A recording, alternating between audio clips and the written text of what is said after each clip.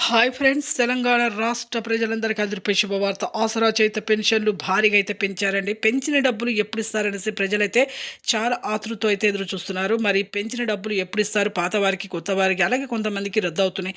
మరి ఎందుకు రద్దవుతున్నాయి? తెలుసుకునే ముందు మరి లైక్ చేయండి, షేర్ చేయండి, సబ్స్క్రైబ్ చేయండి. పక్కనున్న bell icon all symbol button గంట సింబల్ నొక్కితే నేను వేసే లేటెస్ట్ అప్డేట్స్ వీడియోస్ మీ ముందుకైతే వస్తాయి. లేట్ చేయకుండా అయితే వీడియోలకైతే వెళ్ళిపోదాం ఫ్రెండ్స్.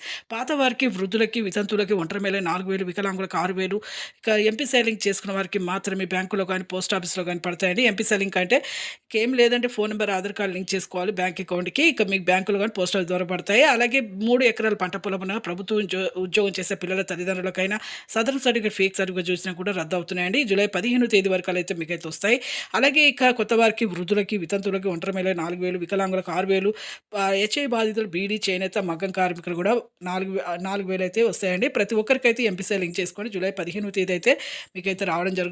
లైక్ చేయండి, షేర్ చేయండి, లింక్స్ చేసుకోండి. జూలై 15 తేదీ వస్తాయి. Thanks for watching.